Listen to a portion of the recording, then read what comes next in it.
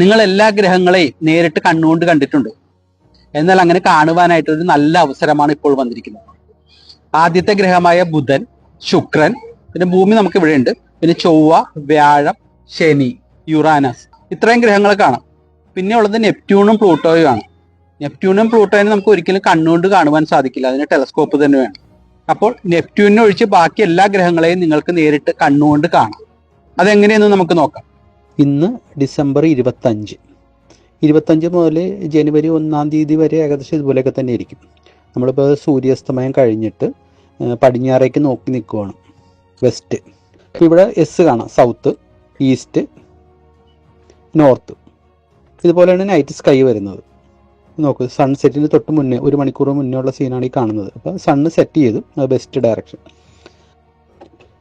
ഇതും night sky തന്നെ. നമ്മൾ താഴത്ത് കിടന്നിട്ട് പടിഞ്ഞാറേക്ക് നോക്കി നമ്മൾ അത് നിന്നു, അത് കഴിഞ്ഞിട്ട് കിടക്കുകയാണ്. തല കിഴക്ക് ഭാഗം വരുന്ന രീതിയിൽ വന്നിട്ട് നേരെ മുകളിലേക്ക് നോക്കുമ്പോൾ കാണുന്ന സ്കൈ ആണ് ഈ കാണുന്നത്. ഇവിടെ വെസ്റ്റ് കാണാം, അതുപോലെ ലെഫ്റ്റ് സൈഡിലായിട്ട് സൗത്ത് കാണാം, ബാക്കിലായിട്ട് മുകളിൽ ഈസ്റ്റ് കാണാം, അതുപോലെ തന്നെ വലതുവശത്തായിട്ട് നോർത്തും കാണാം. അപ്പോൾ അങ്ങനെ കാണുന്ന സമയത്ത് വെസ്റ്റിന് കുറച്ച് മുകളിലായിട്ട് നമുക്ക് നല്ല ബ്രൈറ്റായിട്ട് വീനസിനെ കാണാം. അതിന് തൊട്ട് മുകളിലായിട്ട് കുറച്ച് ബ്രൈറ്റ്നസ് കുറഞ്ഞിട്ട് സാറ്റേൺ കാണാം. പിന്നെ തലയ്ക്ക് മുകളും കഴിഞ്ഞിട്ട് കുറച്ച് കിഴക്ക് ഭാഗത്തേക്ക് നീങ്ങിയിട്ട് നല്ല ബ്രൈറ്റായിട്ട് വീനസിനെ പോലെ തന്നെ നല്ല ബ്രൈറ്റായിട്ട്, അത്ര ഉണ്ടാവില്ല, കുറച്ച് ബ്രൈറ്റ്നസ് കുറഞ്ഞിട്ട് ജൂപ്പിറ്റർ കാണാം, വ്യാഴം ഗ്രഹം കാണാം.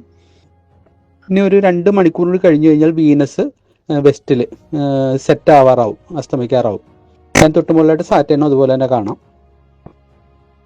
ജൂപ്പിറ്റർ ഏകദേശം തലയ്ക്ക് മുകളിലൊക്കെ ആ സമയത്ത് വരും. ഓറിയോൺ നക്ഷത്ര കൂട്ടം കാണാൻ സാധിക്കും, ഹണ്ടർ.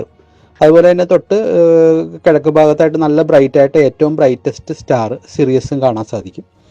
ആ സമയത്ത് കുറച്ച് വലതുഭാഗത്തായിട്ട് ഈസ്റ്റിൻ്റെ അടുത്തായിട്ട് മാർസ്, ചൊവ്വാഗ്രഹം ഉദിച്ചു വന്നിട്ടുണ്ടാവും. അതുപോലെ തന്നെ തലയ്ക്ക് മുകളിലായിട്ട് ഇങ്ങനെ ഒരു ബാൻഡായിട്ട് നമ്മൾ മിൽക്കി വേയുടെ ഒരു എഡ്ജ് നമുക്ക് കാണാൻ സാധിക്കും. ഇപ്പോൾ രാത്രി 12 മണിയുടെ അടുത്തായപ്പോൾ മാർസ് തലയ്ക്ക് മുകളിൽ വന്നു. ഏകദേശം ഒരു 3 മണിയൊക്കെ ആകുമ്പോൾ ചന്ദ്രൻ ഉദിച്ചു വരും. അത് ചന്ദ്രൻ്റെ കാര്യം ഓരോ ദിവസവും മാറിക്കൊണ്ടിരിക്കും കേട്ടോ. ചന്ദ്രൻ 26-ാം തീയതി 27-ാം തീയതി ഒക്കെ ആകുമ്പോൾ ഉദിക്കുന്നത് ലേറ്റ് ആയിക്കൊണ്ടിരിക്കും. രാവിലെ ഒരു 6 മണിയൊക്കെ ആവാൻ നേരത്ത് മെർക്കുറി കാണാൻ സാധിക്കും, ഏറ്റവും ആദ്യത്തെ ഗ്രഹം, ബുധൻ ഗ്രഹം. സൂര്യന് തൊട്ടടുത്തായിട്ടായിരിക്കും എപ്പോഴും ഉള്ളത്. ഈ സമയത്ത് പക്ഷേ നമുക്ക് കാണാൻ സാധിക്കും. രാവിലെ ഒരു 6 മണിക്ക് മുന്നേ ആയിട്ട് സൂര്യൻ ഉദിക്കുന്നതിന് മുന്നേ കിഴക്ക് ഭാഗത്തായിട്ട്, കിഴക്ക് ഒരല്പം തെക്ക് മാറി മെർക്കുറി കാണാൻ സാധിക്കും. അത് കഴിഞ്ഞാൽ പിന്നെ സൂര്യൻ ഉദിക്കും. മെർക്കുറി കാണുന്നത് രാവിലെ സൂര്യോദയത്തിന് തൊട്ട് മുന്നേ ആയിരിക്കും ഇപ്പോഴും. ഈ ഒരു 1-2 ആഴ്ച കൂടി മെർക്കുറിനെ ഈ സമയത്ത് രാവിലെ കാണാൻ സാധിക്കുകയുള്ളൂ. അത് കഴിഞ്ഞ് പിന്നെ മെർക്കുറി കാണാൻ പറ്റാതെയാവും. പിന്നെ മെർക്കുറി കാണുക ഒരു 3 മാസമോ കഴിഞ്ഞിട്ട് വൈകിട്ട് ആയിരിക്കും. അപ്പം മെർക്കുറി കാണാം, വീനസ് കാണാം, പിന്നെ എർത്ത് നമ്മൾ നിൽക്കുന്നു, പിന്നെ മാർസ് കാണാം, ജൂപ്പിറ്റർ കാണാം, സാറ്റേൺ കാണാം, യുറാനസ് കാണാം. എല്ലാ ഗ്രഹങ്ങളും നമുക്ക് ഇപ്പോൾ കാണാം. ഇതുപോലെ കൗതുകകരവും വിജ്ഞാനപ്രദമായ കാര്യങ്ങൾ സ്ഥിരമായി അറിയുവാനായി ശാസ്ത്രലോകം ഫോളോ ചെയ്യാം. ശാസ്ത്രലോകം വാട്സപ്പ് ഗ്രൂപ്പിൽ ചേരുവാനുള്ള ഫോൺ നമ്പർ താഴെ കൊടുത്തിട്ടുണ്ട്.